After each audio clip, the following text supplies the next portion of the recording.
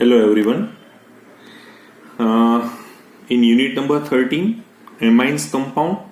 Today is our lecture number 3 and we start with the isomerism in amines.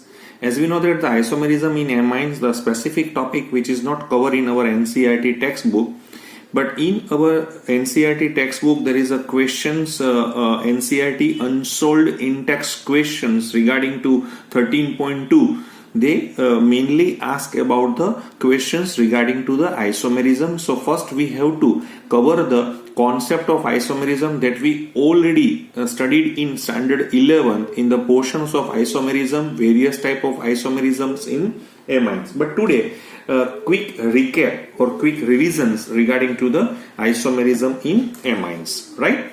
So we know that the amines show four types of isomerism. How many type? Four type of isomerism. First is a chain isomerism.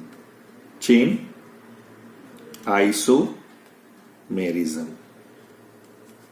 We know that in the case of chain isomerism, so aliphatic amines, ये कहां पे मुझे देखने को मिलेगा?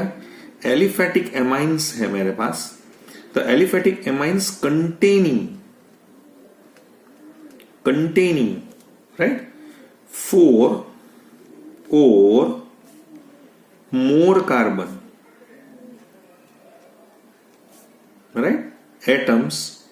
So chain isomerism हमें मालूम है आइदर लीनियर फॉर्म में होना चाहिए या ब्रांच फॉर्म में होना चाहिए. जैसे मैं उसका एग्जांपल ही देना चाहता हूं तो मैं यहाँ पे एग्जांपल इस तरह से दे सकता हूं ना. CH3 है मेरे पास, CH2 है, CH2 है, CH2 है और NH2 है. We know that the name of this compound is butane 1-amine. Another isomerism that we have to see in the case of CH3, CH3, CH2, NH2. So it's a 2-methyl propane 1-amine, right? Third one is like that CH3, NH2. So it's a 2-methyl propane 2-amine. So these are the three different examples of a chain isomerism. Chain isomerism ના આ ત્રણ examples તમને જે છે અહીંયા મેં મૂકેલા છે, right? Next one is number 2 which is metamerism. So what is the meaning of metamerism?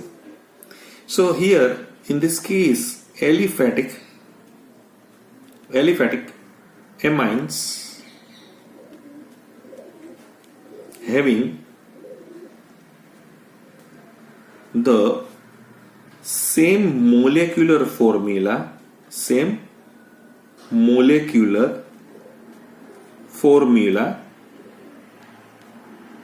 but different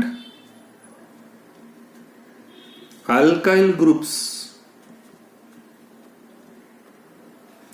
on either side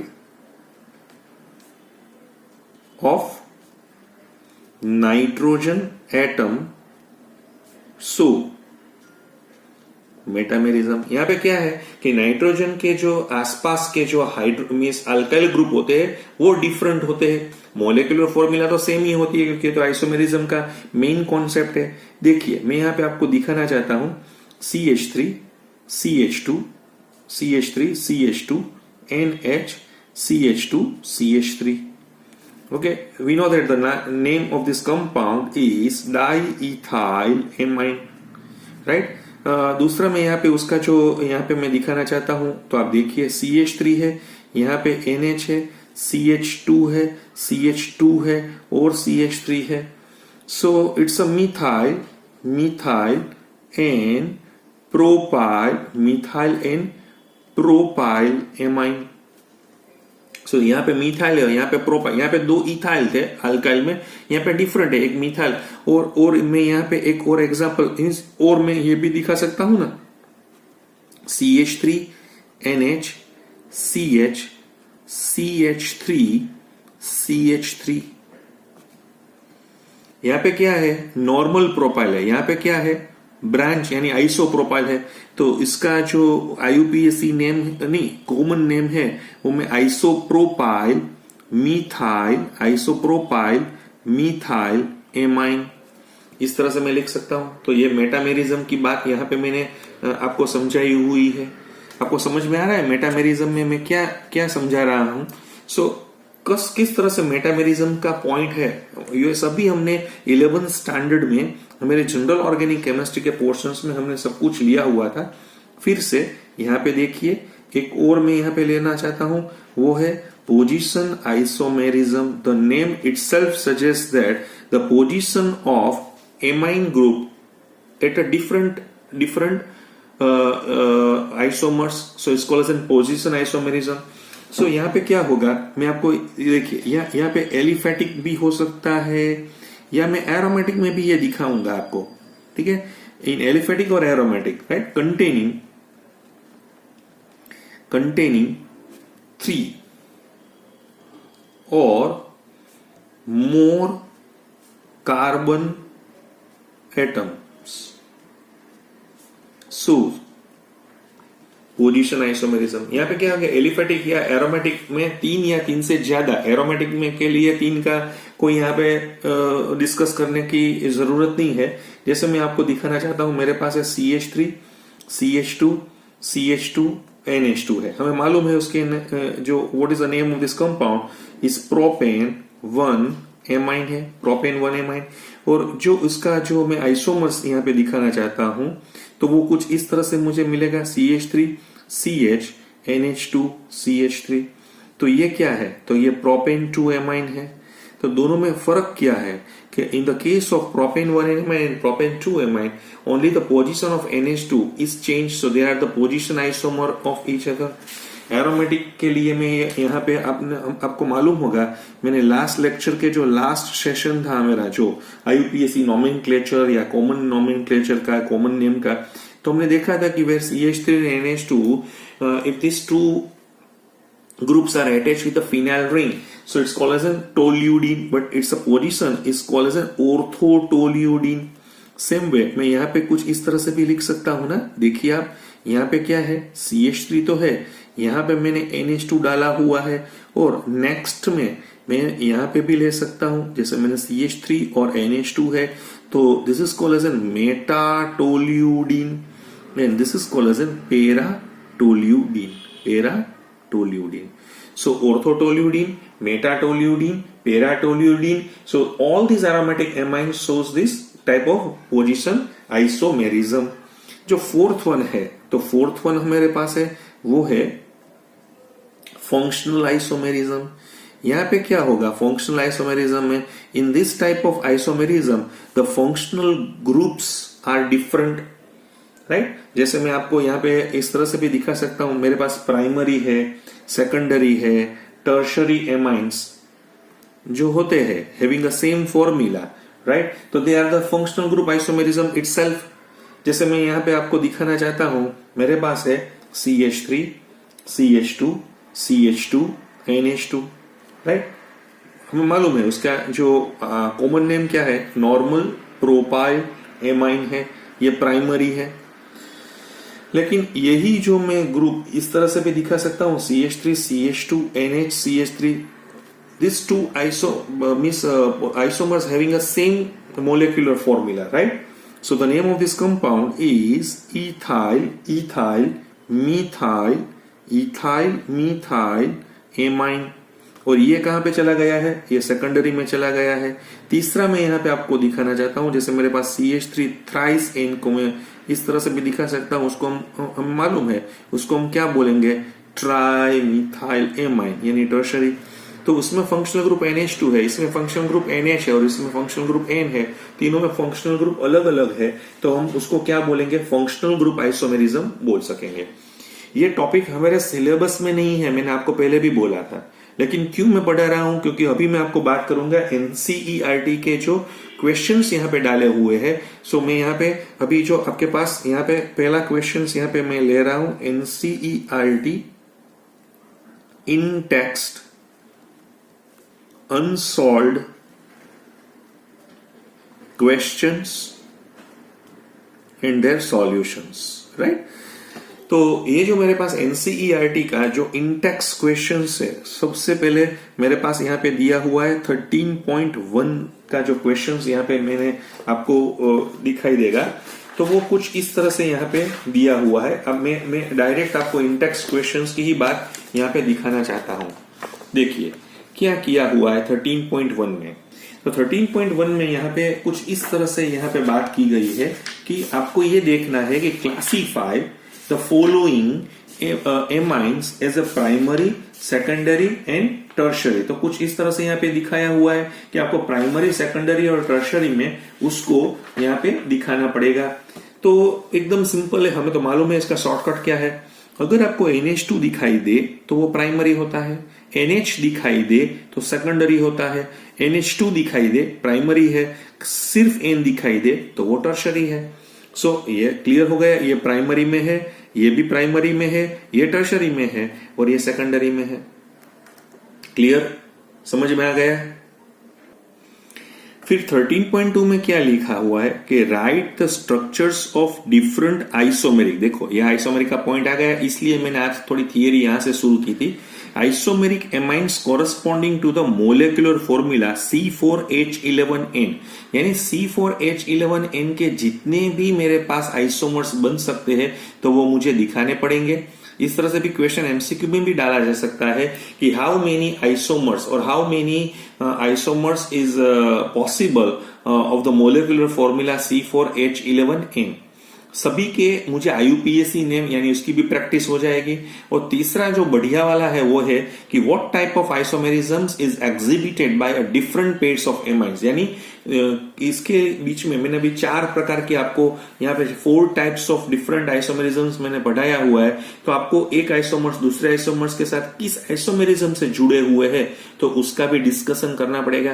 तो पहले हम क्या करेंगे, C4H11N के जितने भी मेरे पास आइसोमर्स दिखाई दे रहे हैं तो पहले हम ड्रॉ कर लेते हैं। देखिए ये मेरा NCERT का इंटेक्स अनसोल्व्ड क्वेश्चंस का पहला क्वेश्चंस का तो आंसर हमें को मिल गया है। 13.2 की बात हो रही है, तो पहले हम क्या करेंगे, तो पहले हम इस तरह से भी कर सकते हैं ना, जैसे देखिए उसमें जो फर्स्ट और सेकंड है ना उसको मैं साथ में जोड़ देता हूं, राइट।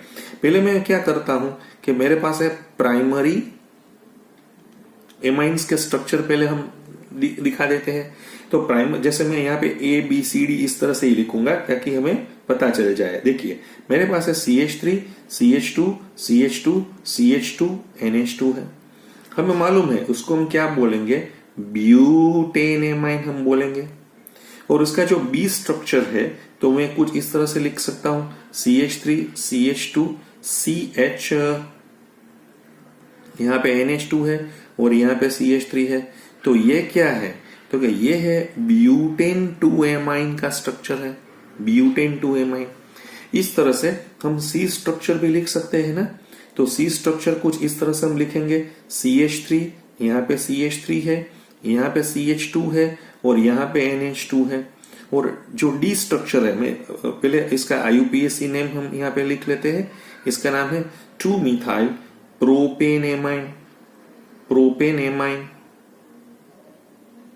क्लियर। और जो डी स्ट्रक्चर हमें यहाँ पे दिया हुआ है तो उसका इस तरह से भी हम लिख सकते हैं। देखिए हम मेरे पास CH3 है और यहाँ पे NH2 है, तो इसका जो नाम है हमें मालूम है, उसको हम लिखेंगे 2-methyl प्रोपेन, प्रोपेन 2 अमाइन।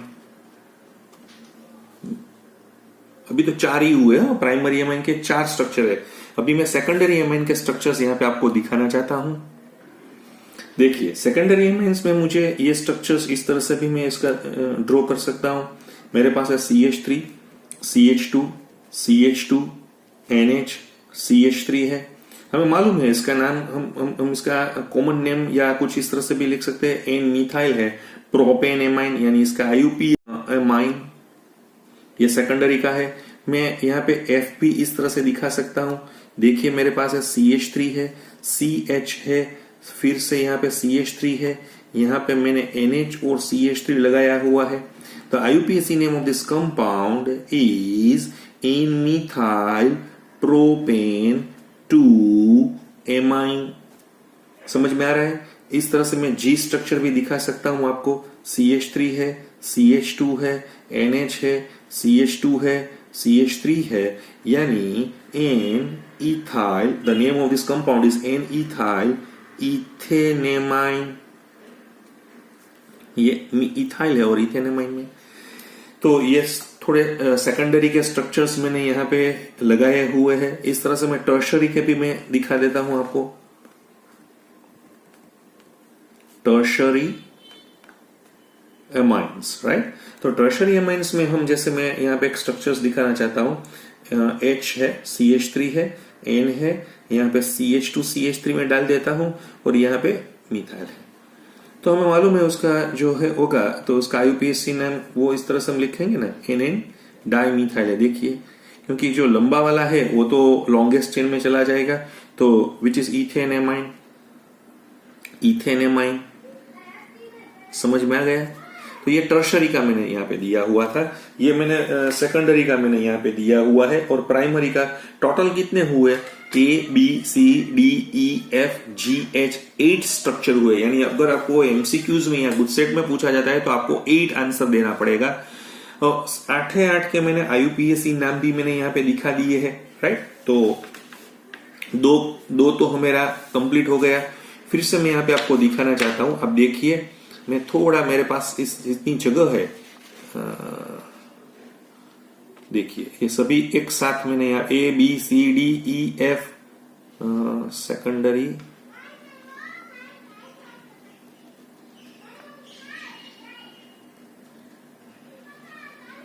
हो गया, दिखाई दे, एक स्क्रीन में मैंने दिखाया हुआ है, देखिए। हाँ, तो अभी आपको ये देखना पड़ेगा कि जैसे मैंने यहाँ पे आपको दिखाया हुआ है, जो स्ट्रक्चर्स मैंने आपको अभी दिया हुआ है, तो अभी उसका जो मेन पोर्शन है ना, वो यहाँ पे हमें देखना पड़ेगा। वो हमें ये समझा रहे हैं, जैसे मेरा तीसरा पॉइंट यहाँ पे ये चल रहा है कि इसमें पोजीशन आइसोमेरिज्म मुझे दिखाई दे रहा है। अभी चारों टाइप के आइसोमेरिज्म मैं आपको यहाँ पे दिखाऊंगा। जैसे उसके पोजीशंस आइसोमेर्स की मैं यहाँ पे बात करना चाहता हूं।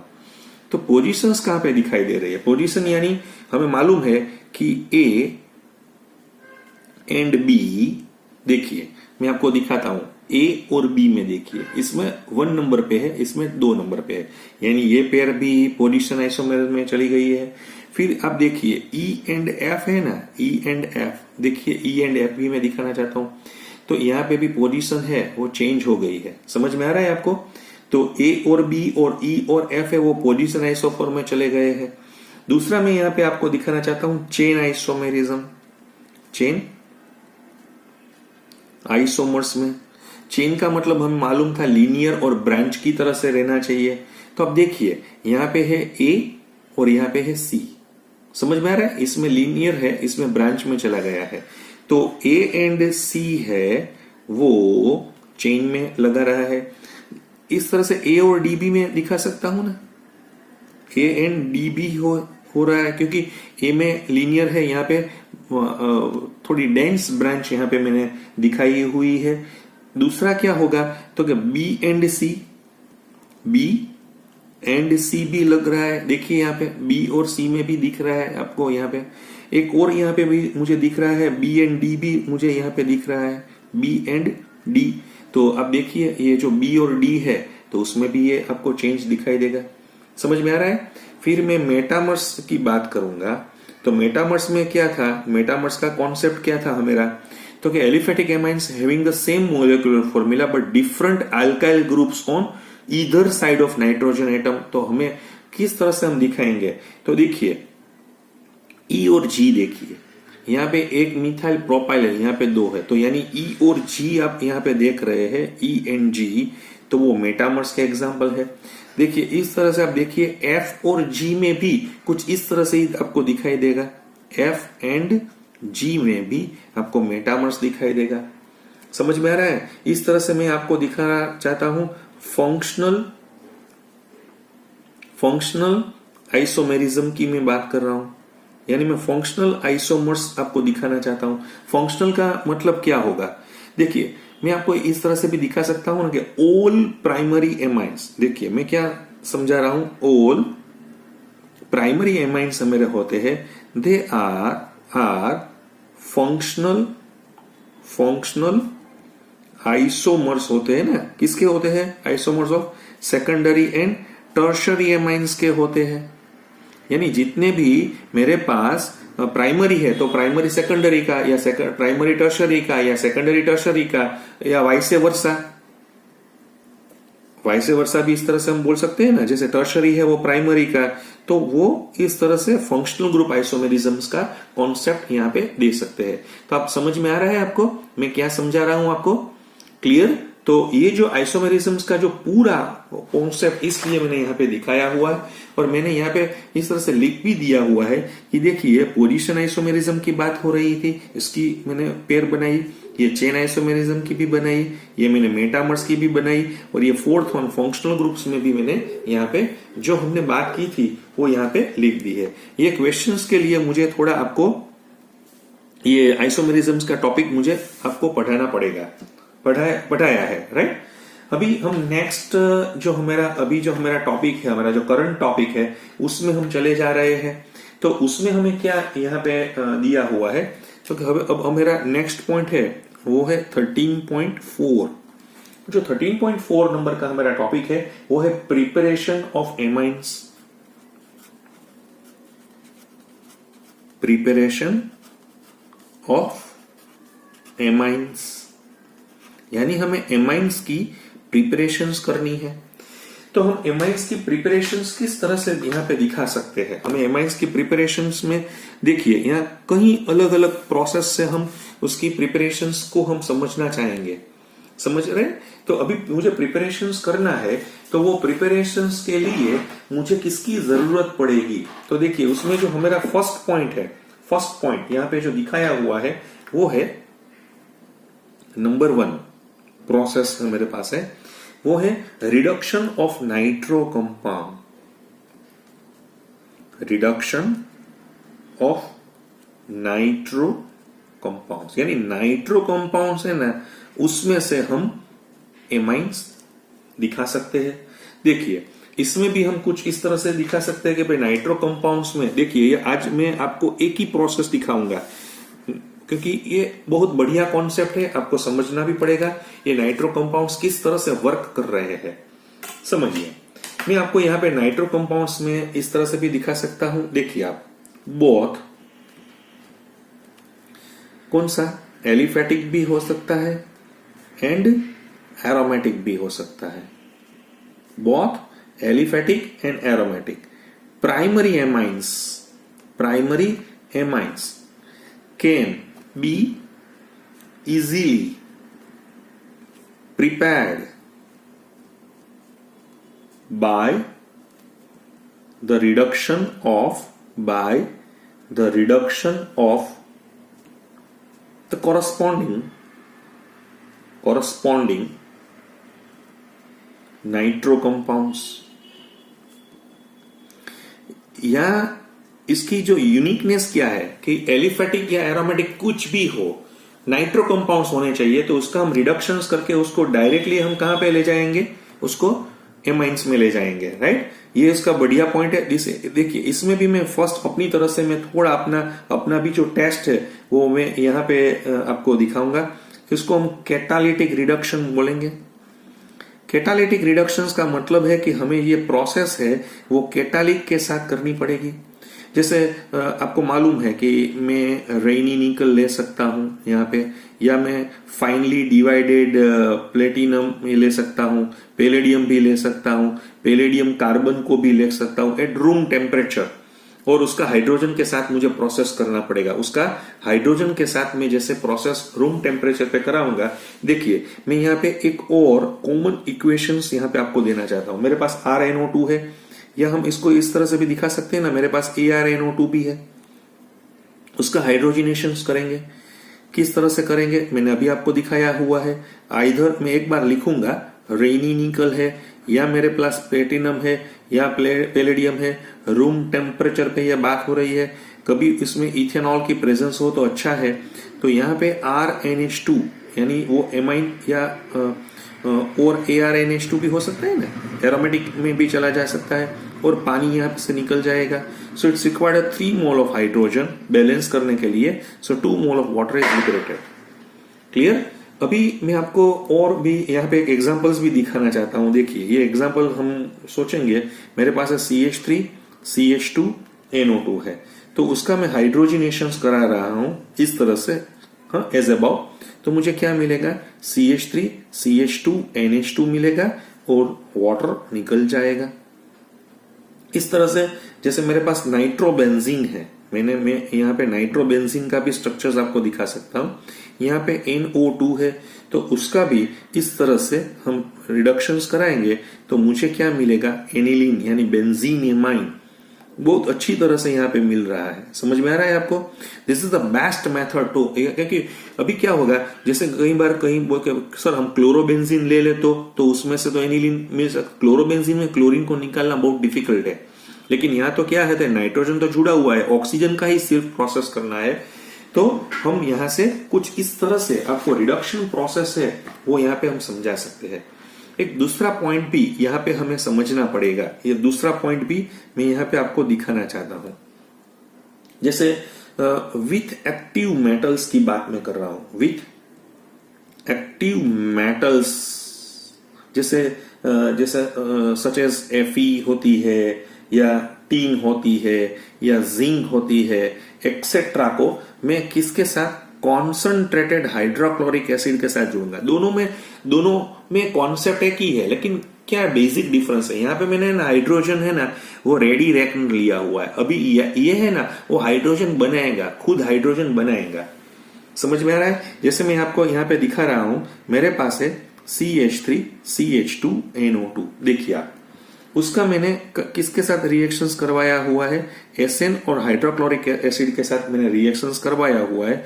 तो मुझे मालूम है कि वो CH3 CH2 NH2 में कन्वर्ट हो जाएगा और 2 मोल ऑफ वाटर निकाल देगा सिर्फ ऊपर। लेकिन उसमें क्या हुआ, पहले टीन और HCl एक दूसरे के साथ जुड़ेंगे, तो वो SnCl2 में चले जाएंगे, वो नेसेंट हाइड्रोजन को रिलीज करेगा, और वो नेसेंट हाइड्रोजन अभी नाइट्रो कंपाउंड का रिडक्शंस एमाइन में करवा पाएगा। समझ में आ रहा है। फिर से SnCl2 HCl भी आगे बढ़ के SnCl4 तक जा सकते हैं, यानी it's required 6 nascent hydrogen, right. इस तरह से मैं यहाँ पे एक और दिखा सकता हूं, जैसे मैंने अभी आपको दिखाया हुआ है कि जैसे मेरे पास नाइट्रोबेंजीन का भी जो कॉन्सेप्ट था, तो मैं इस तरह से कि इसमें भी 6 मोल हाइड्रोजन है। फिर मैं यहाँ पे FeHCl भी ले सकता हूँ, FeHCl भी ले सकता हूं। तो मुझे क्या मिलेगा यहाँ पे, तो मुझे इस तरह से एनिलीन भी मिल सकता है, एनिलीन, और 2 mole of water is release. तो उसमें पहले मैंने क्या हुआ, जो आयन का स्क्रैप होता है, राइट, हम उसको जो मेरे पास आयन होता है उसका जो स्क्रैप होता है उसकी हाइड्रोक्लोरिक एसिड के साथ हम रिएक्शंस करवाएंगे, तो पहले वो FeCl2 फिर बाद में FeCl3 में चला जाएगा और नेसेंट हाइड्रोजन यहाँ पे वो निकाल देगा। यहाँ पे एक बहुत बढ़िया बात मैं इस तरह से दिखाना चाहता हूं कि reductions with this ion scrap and hydrochloric acid is preferred over SN। यहाँ पे ये दोनों में से मुझे क्या लेना पड़ेगा, तो कि ये बहुत बढ़िया है, इसका एडवांटेज है। क्या एडवांटेज है कि जैसे मैंने अभी आपको बोला कि मेरे पास Fe था, राइट, उसका HCl के साथ मैंने जैसे रिएक्शंस करवाया तो वो FeCl2 में चला जाएगा। तो वो FeCl2 का वाटर प्रेजेंस में, वाटर की प्रेजेंस में उसका फिर से हाइड्रोलिसिस हो जाएगा, तो हाइड्रोलिसिस फिर से HCl बनाएगा, यानी ये HCl मुझे क्या होगा, तो only small amount of hydrochloric acid is required to initiate the reactions. आपको समझ में आ रहा है। Small amount of hydrochloric acid ही मुझे यहाँ पे ज्यादा लेना पड़ेगा, यहाँ पे मुझे कम लेना पड़ेगा, क्योंकि ये जो हाइड्रोलिसिस होने के वजह से हाइड्रोक्लोरिक एसिड मुझे यहाँ पे मिलेगा और ये हाइड्रोक्लोरिक एसिड है वो भी यूज हो सकता है। So only a small amount of HCl is required to initiate the reactions. आपको क्लियर हो गया है मैं क्या समझा रहा हूं? अच्छा, कई बार में ऐसा भी एक क्वेश्चंस मैंने दिखा हुआ है कि SnCl2 और HClB का मिक्सचर भी हम ले सकते हैं। वो तो मैंने आपको समझाया था, Sn और HCl पहले क्या पे चले जाएंगे, SnCl2। आप डायरेक्ट ये भी ले सकते हैं तो वो स्टेनिक पे चला जाएगा। तो ये कुछ कैटालिटिक रिडक्शंस की बात मैंने यहाँ पे दिखाई है। फिर से मैं बोल रहा हूं, the reduction of this nitro group into primary amines is one of the most convenient method for the preparations of this aromatic primary amines because they cannot be prepared from the corresponding aryl halide on treatment with ammonia। समझ में आ रहा है? तो क्योंकि nitro compound है ना, वो इजीली एरिन्स में जो है वो चले जाएंगे, तो नाइट्रेशन ऑफ एरिन्स इजीली हो सकता है। एक यहाँ पे एक और बात भी मुझे यहाँ पे दिखानी पड़ेगी, ये प्रोसेस लिथियम एल्यूमिनियम हाइड्राइड से भी हो सकता है। आपने सुना होगा कि in presence of dry ether है तो वो नाइट्रो को यहाँ पे निकालेगा, लेकिन इसका एक दिक्कत भी है कि in contrast aromatic nitro compounds की जो हम प्रोसेस कराएंगे लिथियम एल्यूमिनियम हाइड्राइड से, तो वो एजो कंपाउंड में चले जाएंगे, वे डू नॉट फॉर्म एमाइन्स। यहाँ पे लिखा नहीं है मेरी टेक्स्ट बुक में, फिर भी मैं आपको दिखा रहा हूं। तो आज हम यहीं पे रुकेंगे। नेक्स्ट लेक्चर में हम फिर से फ्रॉम अल्काइल और बेंजाइल हैलाइड से अपनी जर्नी शुरू करेंगे। Thank you very much.